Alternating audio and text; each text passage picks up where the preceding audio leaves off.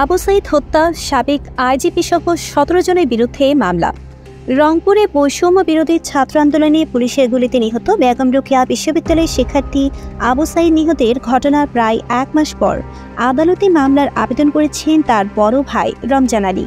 রোববার বেলা 11:30টার দিকে তাজহাট মেট্রোপলিটন আমলি আদালতে এই আবেদন করেন।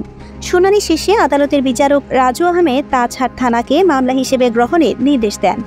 মামলার আবেদনে আসামি করা হয়েছে তৎকালীন পুলিশের IGP Chowdhury Abdullah Al Mamun, Rangpur DIG Abdul Baten, Rangpur metropolitan police commissioner Moniruzzaman, উপপুলিশ কমিশনার আবু মারুফ হোসেন, সহকারী পুলিশ কমিশনার আরিফুজ্জামান, সহকারী পুলিশ কমিশনার ইমরান হোসেন, থানার ওসি রবিউল ইসলাম, পুলিশের এএসআই সৈয়দ আমির আলী, সুজন চন্দ্র রায়।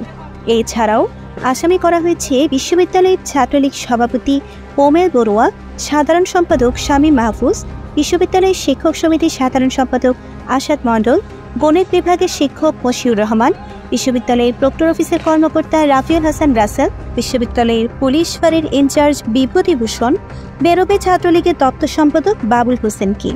এছাড়া অজ্ঞাত ১৫০ জনকে আসামি করা হয়েছে। আন্দোলনে গুলিবিদ্ধ সেই ইমনের মৃত্যুর মামলার বাদী রমজান আলী বলেন, নানা কারণে মামলা করতে দেরি হয়েছে, আমরা সুষ্ঠু বিচার চাই। আইনজীবী রায়হানুজ্জামান বলেন, আমরা ১৭ জনের নাম উল্লেখ করে মামলার আবেদন করলে আদালত শুনানি শেষে তাজহাট থানাকে মামলা হিসেবে গ্রহণের নির্দেশ দেন। গত ১৬ জুলাই বেগম রোকেয়া বিশ্ববিদ্যালয়ের সামনে বৈষম্য বিরোধী ছাত্র আন্দোলনে পুলিশের গুলিতে নিহত হন আবু সাঈদ।